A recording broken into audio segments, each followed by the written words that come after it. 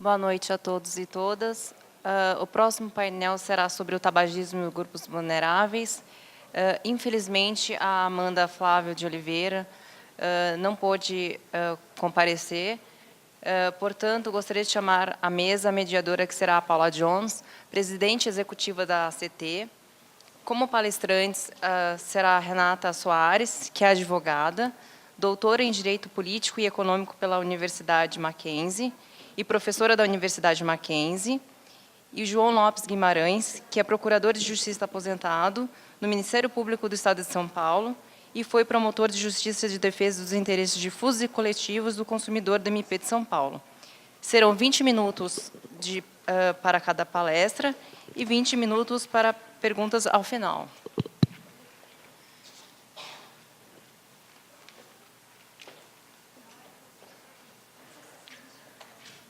Bom, sem a menor pretensão de substituir a Amanda, tarefa impossível,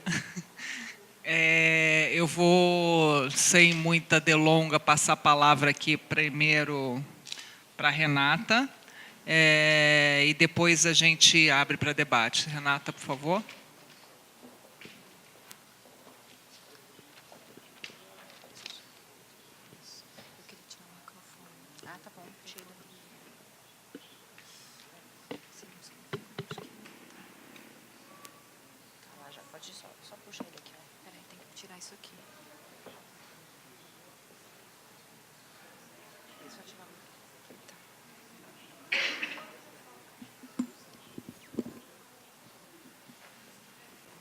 Alô. Boa noite a todos. Eu gostaria de agradecer à ACT pelo convite, que muito me honrou.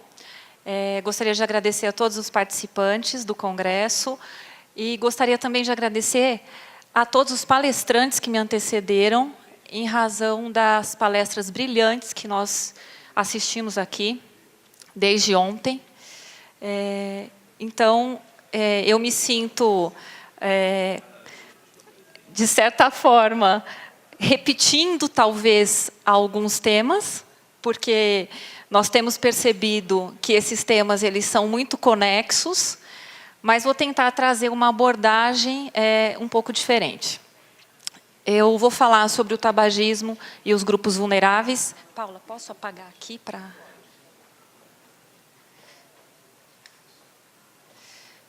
E dentre esses grupos vulneráveis, eu vou falar sobre o consumidor. Eu dividi minha apresentação em 3 partes. Então, eu começo falando da vulnerabilidade e, necessariamente, abordando, como um outro lado da mesma moeda, a estratégia da indústria diante dessa vulnerabilidade reconhecida do consumidor. O segundo ponto seriam as espécies de vulnerabilidade do consumidor de cigarro. E o terceiro, como o Poder Judiciário tem reconhecido essa vulnerabilidade e quais seriam os parâmetros de decisão que deveríamos observar para esse reconhecimento.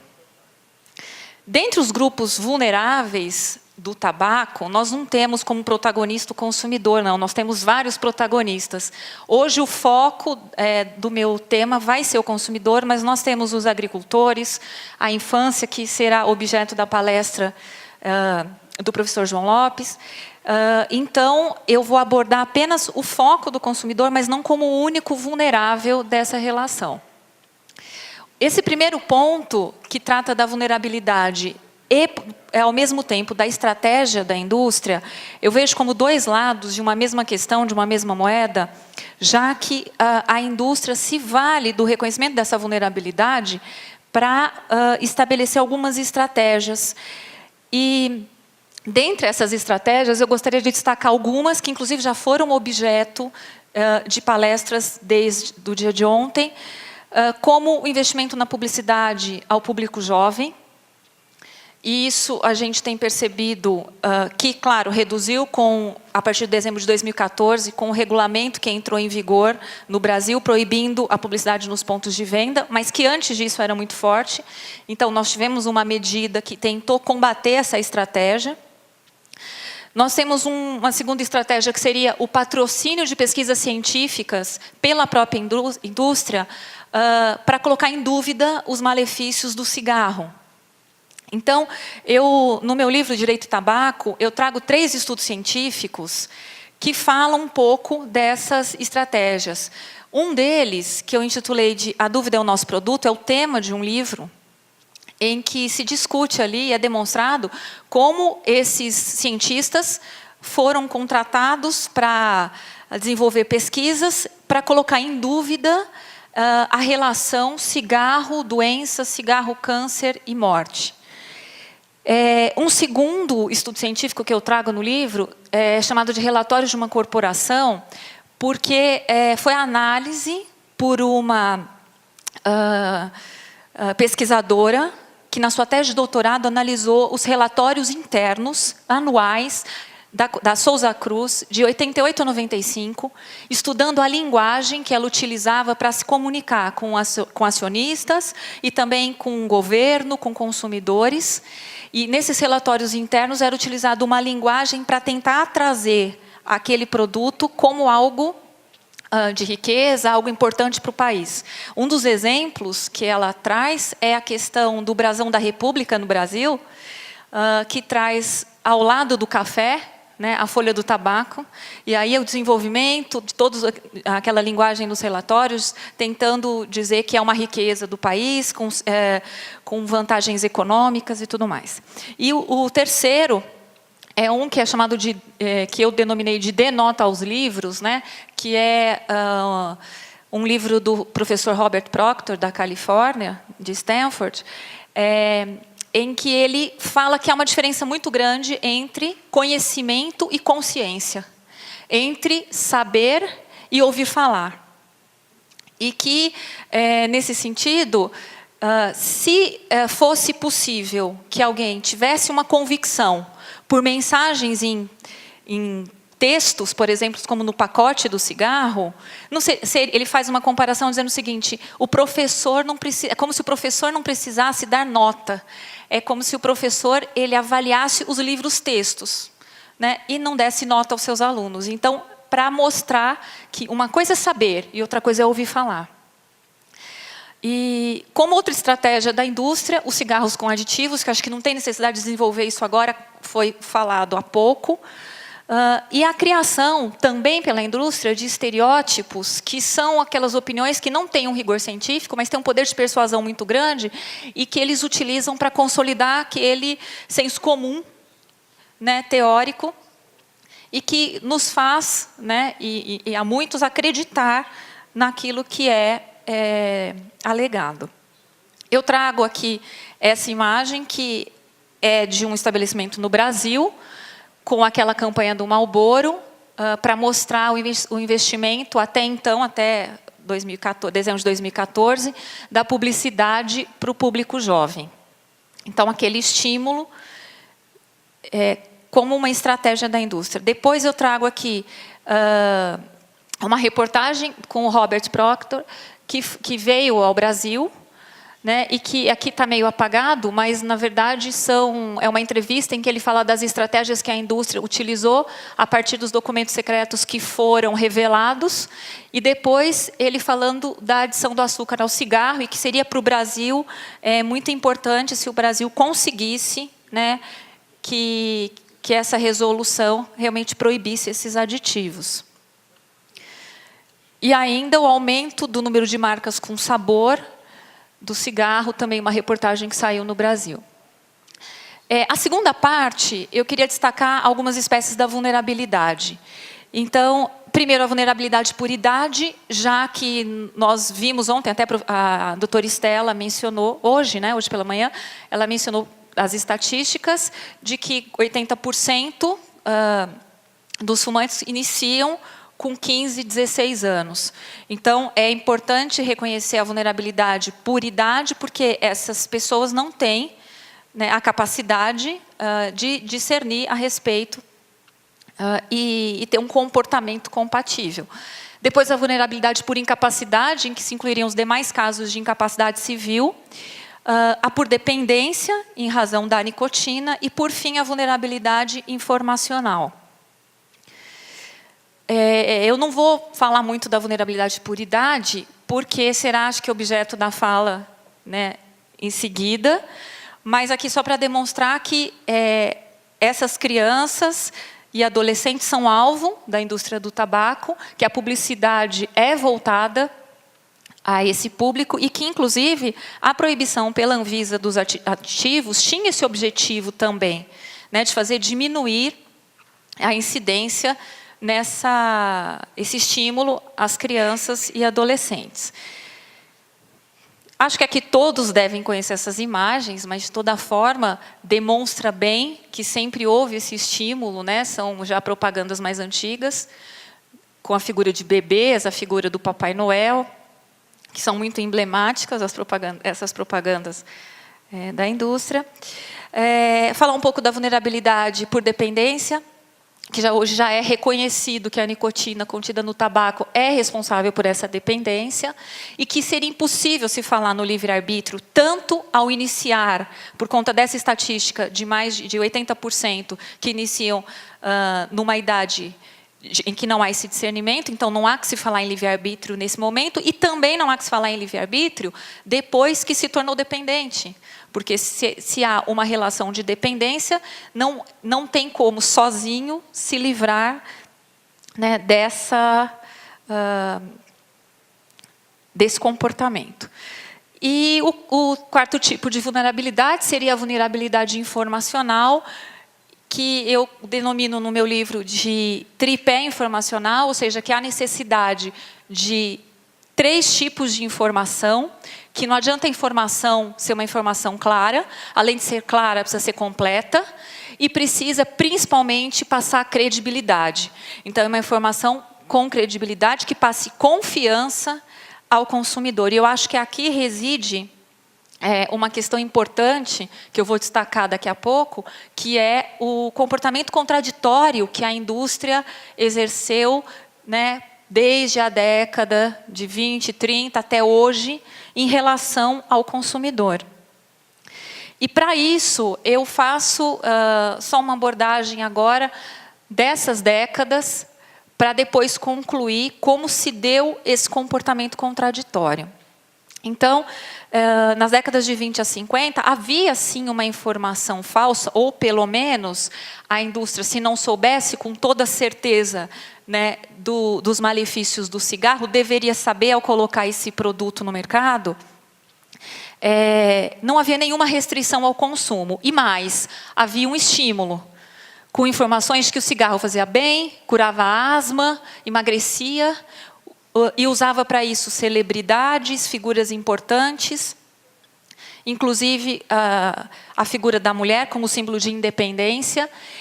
E uma informação que constava de muitas dessas propagandas é que o cigarro, eles não eram recomendados para menores de 6 anos. Ou seja, para de 7, que é a idade da minha filha, sim. Então, é um pouco assustador, né, esse estímulo ao consumo, inclusive a crianças. E aqui são as propagandas dessa época, que ressaltavam a zona T, né, aquela zona da garganta, a voz, nariz, que era a zona que o cigarro atingia. Há uma comparação nessa imagem, de um lado, aonde o resfriado atinge, e de outro lado, aonde o cigarro atinge. Portanto, são as mesmas áreas. Então, dizendo que o cigarro é bom, né, nesse sentido. Depois, na próxima, que cura a asma, né, que é bom para asma, para gripe, bronquite. E, em seguida, que emagrece. Então, são todas propagandas estimulando muito, inclusive a mulher, associando com a independência da mulher, a questão do cigarro. Após essas décadas, eu chamo de ausência de informação, porque foi uma omissão intencional, já que a indústria sabia dos malefícios do cigarro e, portanto, não divulgava. Só que hoje, eles mesmos admitem que faz mal à saúde, né? E, portanto, como seria possível dizer que eu estimulo num momento, em seguida eu me omito, e em seguida eu digo, portanto, já no final do século XX e século XXI, que é notório que faz mal. Então, eu vejo esse momento como uma informação insuficiente, que não passa credibilidade, e que o mínimo de informação seria decorrente de advertências administrativas do poder público. Essa informação, que eu acredito que ainda hoje seja incompleta, eu trago um exemplo atual, que é do puro tabaco, essa segunda imagem, como se o tabaco tivesse realmente um benefício de ser puro. Então, não acredito que hoje passe credibilidade, portanto, aquele tripé não se sustenta ainda hoje. E a questão do cigarro eletrônico, que no Brasil é proibido, porque tem uma resolução da Anvisa que proíbe a comercialização. E eu ressalto nessa resolução uma questão importante que foi falada aqui, que é a questão da prevenção na área da saúde pública, assim como no direito ambiental. A gente se preocupa muito com a prevenção, porque não se pode voltar ao estado anterior. E na própria resolução da Anvisa, a Anvisa destaca isso, a prevenção e a precaução, princípios que eu acredito que devem ser específicos também para o caso do tabaco. Então, em razão disso, no Brasil, se o argumento é de que nós não temos desenvolvido todos os estudos necessários para concluir que faz mal igual ao cigarro comum, então, por precaução, a comercialização do cigarro eletrônico aqui é proibida. E aqui é a imagem que eu queria voltar na questão do venire contra factum próprio, um comportamento contraditório da indústria, que ali nós teríamos o consumidor, que hoje, né, entra com uma ação, e é esse consumidor que começou a fumar lá atrás, década de 40, 50, quando o cigarro, a imagem é que o cigarro fazia bem à saúde, que foram aquelas propagandas que nós vimos no início. Esse mesmo consumidor, ao fumar, num segundo momento, não era informado desse malefício, ele acreditava que fazia muito bem. E num terceiro momento, em sentido inverso, o comportamento muda. Vem a indústria e diz que é notório, é óbvio que faz mal. Então, quer dizer, como esse consumidor pode racionalizar a sua decisão diante, né, de todas essas situações, de todo esse comportamento? Então, ao contrário, não é o consumidor que tem um comportamento contraditório, que fuma e vem pedir indenização. É um comportamento que foi estimulado pela indústria. O comportamento contraditório é o comportamento da indústria, que o nosso direito proíbe o venire contra factum próprio, o comportamento contraditório. Hoje, principalmente em razão da adoção e do acolhimento do princípio da boa-fé objetiva, um dos fundamentos do venire. Então, quem realmente estaria dando motivo, né, para essa ação seria o comportamento da indústria. E eu queria, na terceira parte, falar um pouquinho como o Poder Judiciário tem tratado essa questão da vulnerabilidade do fumante. Eu estudei um pouco isso na minha tese de doutorado, e no meu livro eu coloco como 3 parâmetros de decisão, podem existir outros, mas 3 que eu achei importantes, que a decisão deveria se preocupar, que seria a historicidade. Então, no sentido de que, ao julgar aquela ação, é importante analisar esse comportamento da indústria no tempo. Então, como é que foi, quem é esse fumante? Quando ele começou a fumar? Em que década? Né? Como era a informação naquele momento? E analisar todo esse comportamento de acordo com essa história, o que eu chamo de historicidade. Um segundo parâmetro, que eu chamo de contexto mundial e científico, ou seja, inserir essa questão no contexto científico, portanto, não deixar de lado as evidências científicas. Eu acho que necessariamente essa decisão tem que estar dentro desse contexto, e um contexto mundial, porque nós não podemos também ignorar que é um tema que hoje é objeto do primeiro tratado primeira Convenção Internacional de Saúde Pública, então a Convenção Quadro para o Controle do Tabaco, com diretrizes, e diretrizes que têm que ser cumpridas porque o Estado brasileiro foi signatário. Então, pensar dessa forma, né? E a decisão levar em conta isso. E, por fim, os precedentes. E aqui eu vou retomar, por isso que eu falei no começo da minha fala, que talvez eu fosse repetir alguns aspectos, mas dentro desses precedentes, levarmos em conta aqueles pontos incontroversos de decisões importantes nesse tema. Então, eu citei aqui a sentença da juíza Kessler e o Engel Case da Flórida. Como seria possível, no Brasil, afirmar, por exemplo, que a nicotina não tem propriedade viciante? Como a gente já viu em decisões, né? Que fumar cigarros não causa doença, sofrimento ou morte. Então, levar em conta esses pontos já definidos, incontroversos e provados, que não são pontos só que dependem do direito brasileiro, mas são questões mundiais. Então, isso ser levado em conta como um precedente ao decidir no Brasil. Então, todos esses aspectos, que a indústria promove também cigarros light como menos prejudiciais, que o marketing é voltado ao público jovem, que há supressão de informações e ocultação de pesquisas científicas para proteger a posição da indústria. Todos esses que estão ressaltados na decisão da juíza Kessler e que nós temos, inclusive, aqui, gratuitamente, para todos os participantes. E o segundo precedente seria o Engel Case, pontos que foram considerados incontroversos na primeira fase do julgamento e que poderiam, sim, ser aplicados a os julgamentos futuros, a ações futuras, em que, novamente, se reconhece que fumar cigarro causa câncer de pulmão, que a nicotina é viciante, que os cigarros são defeituosos e perigosos e que houve omissão de informações relevantes por parte da indústria. Então, que aí, talvez, dessa forma, o judiciário tivesse uma decisão mais compatível com tudo isso que temos discutido nesses 2 dias.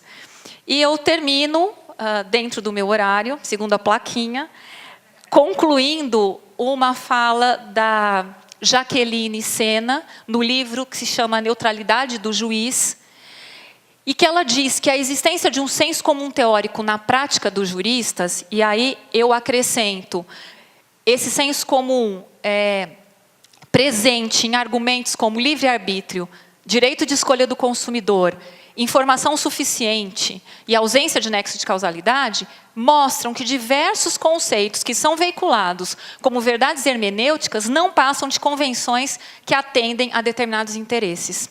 E ela conclui nesse livro dizendo que os juízes devem empreender esforços para tentar desconstruir esse senso comum teórico, fazendo disso, sim, uma arma contra essa injustiça que nós reconhecemos, né, tantas injustiças nesses 2 dias e estamos tentando buscar uma solução.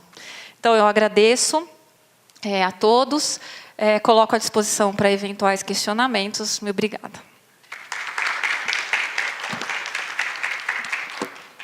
Muito obrigada, Renata. Acho que foi muito boa essa abordagem aí da necessidade aí também de olhar para o comportamento da indústria, né, que tende-se a olhar para o comportamento do fumante, e o comportamento da indústria é completamente deixado de lado.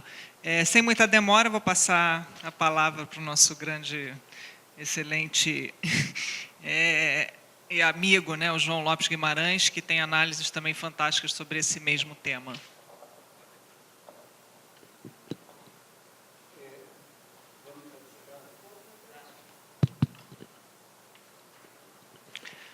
Boa noite. É um prazer estar aqui mais uma vez junto com a CT. E eu cumprimento a Renata pela sua palestra. É um prazer compartilhar essa mesa.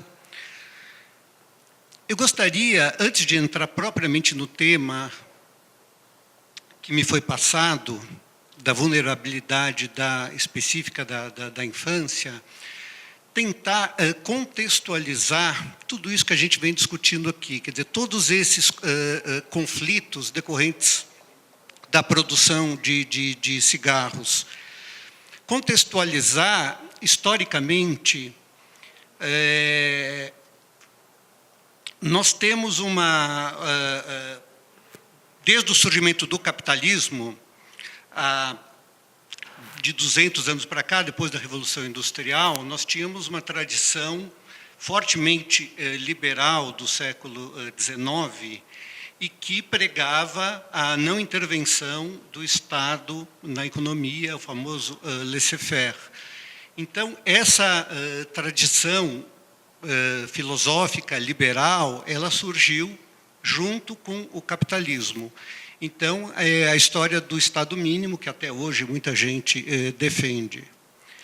Com o passar do tempo, ficou claro que, se nós deixássemos a livre iniciativa, as empresas, agirem com a liberdade que elas queriam, haveria uma série de abusos e, paralelamente, várias razões levaram à construção do que a gente chama de Estado do bem-estar social.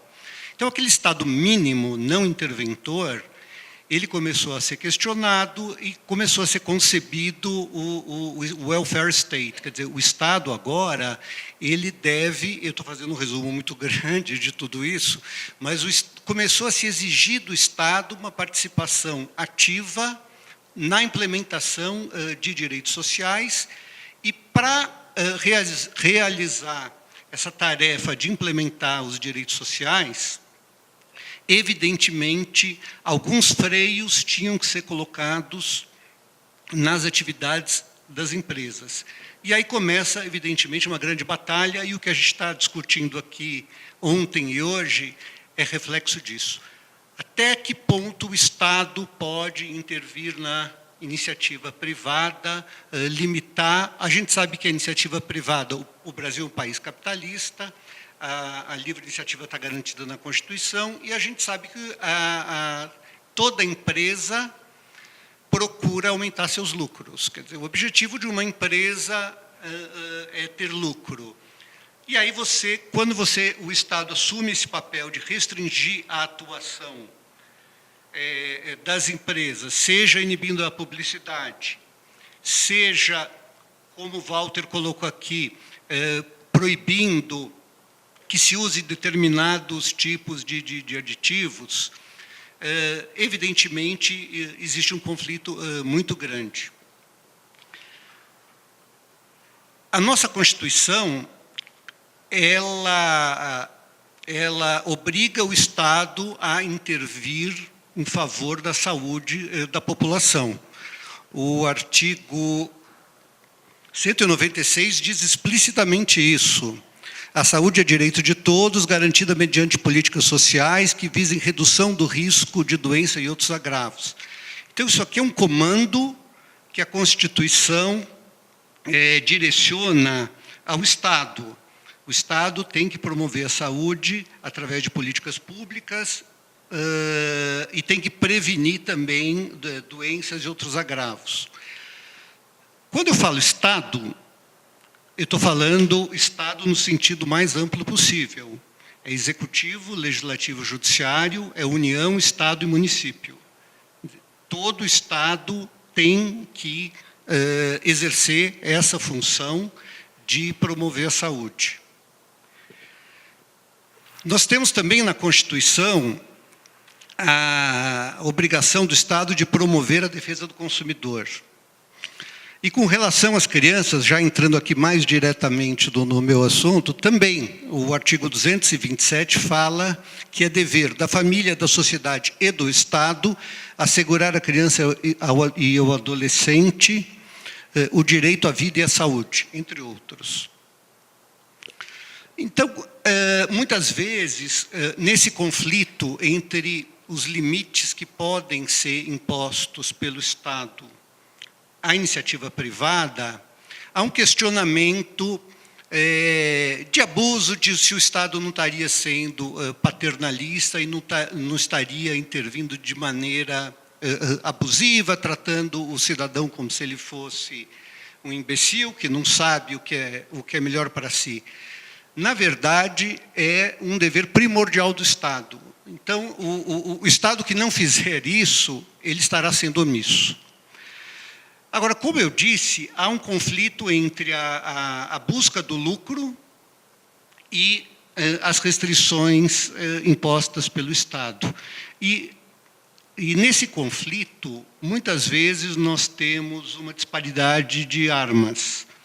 Ou seja, a indústria, em geral, ela consegue defender os seus interesses corporativos de uma maneira muito mais efetiva, contando com profissionais, com recursos, alguns mais legítimos, outros menos, e lobbies. Então, essa batalha de implementação de direitos através dessas restrições é uma batalha muito difícil, e o avanço ele se dá de uma maneira muito difícil, seja no executivo, seja no legislativo, seja no judiciário. Quando a gente fala em defesa da saúde, nós aqui ontem estamos falando sobre o tabagismo, mas é interessante pensar que existem também outras frentes de batalhas tão importantes quanto. Eu me refiro principalmente à questão do álcool, né, da bebida alcoólica, que atinge também jovens, adolescentes e adultos. A questão até da alimentação não saudável, de alimentos que são ricos em sódio, açúcar ou gordura, que cria uma pandemia de obesidade.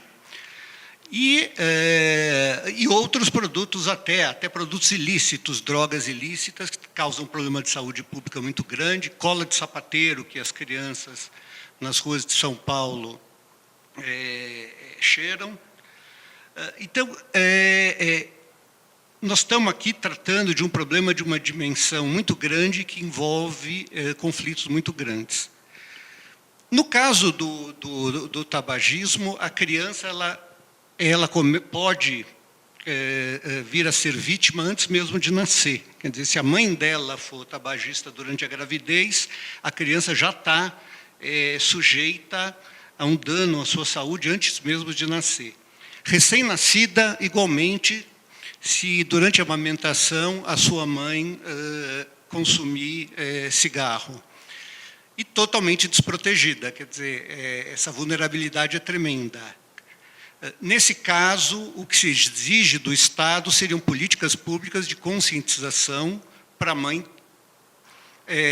ter ideia do risco a que está expondo o seu filho. E, no caso brasileiro, existem advertências específicas em relação a isso. A criança ainda pode ser vítima do cigarro se houver como fumante passivo em ambientes fechados. Com relação a isso, também houve um grande avanço nas leis que proíbem o consumo de cigarro em locais fechados. Nós temos também vários exemplos que eu pensei aqui de leis específicas que existem no Brasil com a finalidade de proteger a saúde da criança com relação ao tabagismo. A proibição de publicidade, que ela é geral, mas ela em alguns aspectos, ela protege especialmente a criança. O Estatuto da Criança e do Adolescente, o ECA, no artigo 79, diz que as revistas e publicações destinadas ao público infanto-juvenil não podem conter ilustrações, fotografias, crônicas e tal, de tabaco. A mesma lei, ela criminaliza, no artigo 243, a venda ou o fornecimento para a criança de produtos cujos componentes possam causar dependência física e psíquica. E já houve um precedente do STJ, de 2014, que considerou a entrega de cigarro a menores como caracterizadora desse crime. Então, no Brasil, é crime a entrega de cigarro para menores. Segundo, o ECA não fala especificamente de cigarro, mas fala de produto que pode causar dependência, e o STJ entende que, no caso do cigarro, esse crime fica caracterizado.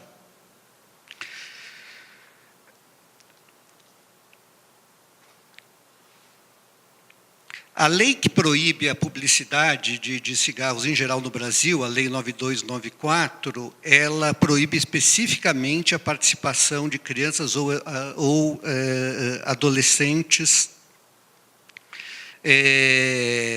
em qualquer tipo de publicidade. No entanto, a gente sabe que a indústria, naquela ânsia de lucro a qual eu me referi, muitas vezes ela procura uma série de subterfúgios para driblar a lei. Então, nós temos, por exemplo, a questão da publicidade indireta, do merchandising, que também é especialmente proibida na legislação brasileira, em 2 leis. O Código do Consumidor, que diz que a publicidade deve ser veiculada de forma que possa ser identificada como tal, e a lei que disciplina a publicidade, o que proíbe a publicidade de cigarro, diz que proíbe também a chamada propaganda indireta. E isso é muito difícil, porque se você, num programa de televisão, numa novela, num filme, você pode colocar, se você retrata adolescentes fumando, o roteirista, o diretor, ele pode dizer, até legitimamente dizer, olha, eu estou retratando uma coisa que acontece. Então, até que ponto você pode censurar isso, dizendo que isso é uma publicidade indireta, ou isso seria uma censura na medida em que pode ser uma manifestação artística, ele quer retratar a juventude como ela é e os jovens fumam. Então, é preciso de muito cuidado e muita atenção para identificar em cada situação específica quando essa finalidade de publicidade disfarçada está presente. Nós temos também a questão da introdução de sabores no cigarro, da exposição de cigarros com embalagens atrativas, coloridas, muitas vezes semelhantes às embalagens de guloseimas, também para atrair a atenção das crianças. Nós temos a distribuição disfarçada de brindes. A distribuição de brindes é proibida pela lei, mas a indústria ela consegue, como eu disse, sempre procurar um subterfúgio, então ela entrega um brinde mediante um pagamento de um valor completamente desproporcional ao daquele brinde. Então ele diz, eu estou vendendo, não estou doando, o que caracteriza o brinde é a gratuidade, mas na verdade aquele preço ele é absolutamente simbólico e é uma maneira de disfarçar a proibição legal.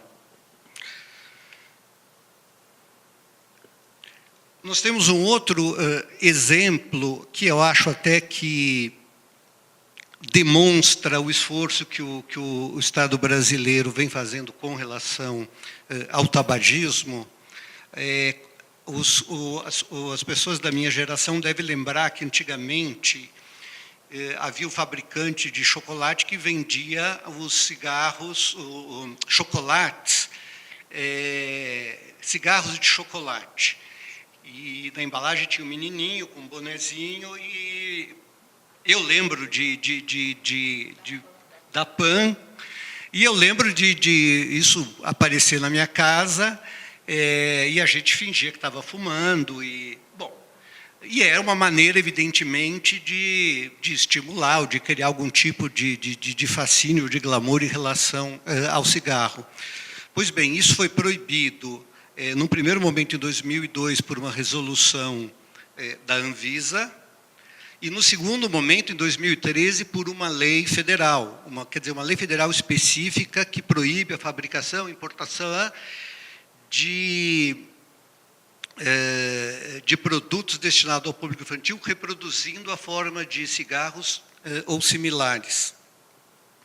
Então, isso exemplifica bem a preocupação que se tem e que deve ser constante, quer dizer, aquela história da eterna vigilância, porque a gente sabe que a indústria sempre vai estar procurando alguma maneira de aumentar as suas vendas e tem consciência de que o público juvenil tem que ser atingido de alguma maneira e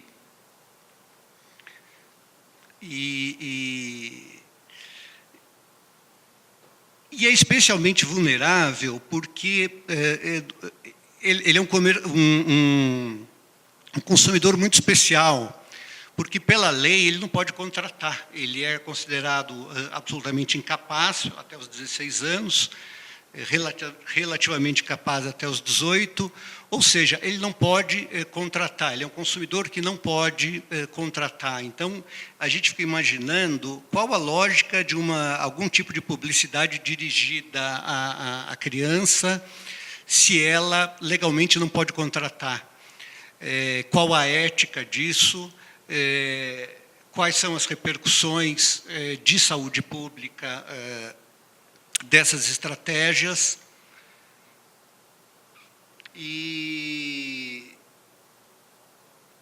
bom, acho que basicamente era isso que eu queria dizer. Eu queria trazer principalmente essa preocupação de uma vivência que eu tive na promotoria do consumidor, de ver esse embate e lamentar a demora com que, no Brasil, os agentes públicos implementam esses direitos que são direitos constitucionais. Muito obrigado.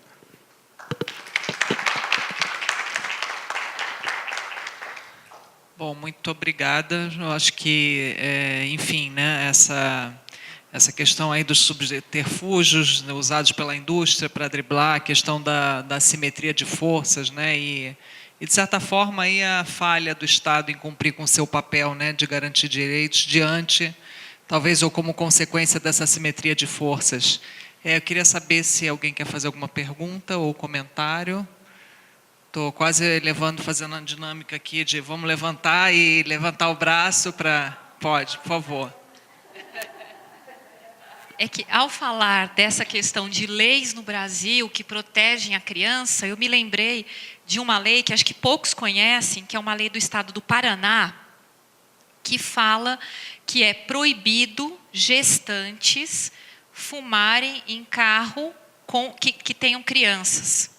Que é uma lei que tem, acho que no Reino Unido... Não, é porque ele falou da questão da gestante, então de gestante ou de fumar quando se tem criança no carro. Eu não sei como é que seria a fiscalização nesse sentido, mas é uma lei interessante, porque é uma lei do Paraná. Não é obrigado por cadeirinha para criança? Então, é interessante porque é uma lei anterior à regulamentação que entrou em vigor em 2014 e não foi questionado, porque a Lei Antifumo Nacional não fala nada disso, então não sei se haveria algum questionamento, e é uma lei que poucos conhecem.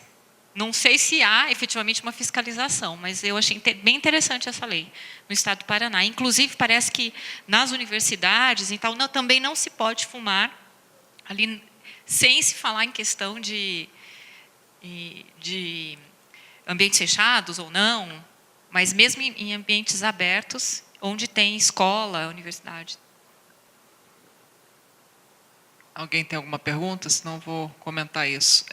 Com relação já existem países que têm leis nesse sentido de proteção né, dentro do carro, já existem locais, e também em relação a locais abertos também já existem vários lugares com grande concentração de pessoas, áreas de alimentação, enfim, de parques, né? São Paulo até ensaiou uma aí que foi vetada pelo prefeito, mas enfim, já existem iniciativas em vários lugares do mundo nesse sentido aí também da regulação aí de ambientes, né, que são considerados mais privados, mas que onde há a presença de uma criança, você também poderia, na mesma lógica, obviamente, da cadeirinha, né, do cinto de segurança. Tem algum comentário, João? Se não tiver nenhum comentário, eu vou, porque como a gente está atrasado e ainda tem, né, a Estela aí para encerrar, a cara dela rindo. Eu vou encerrar essa mesa, agradecer aqui aos palestrantes. E, não, agora falando sério, gente, levanta aí um minutinho aí só para, né, a gente prestigiar aí, que com certeza também vale pena, bate palma.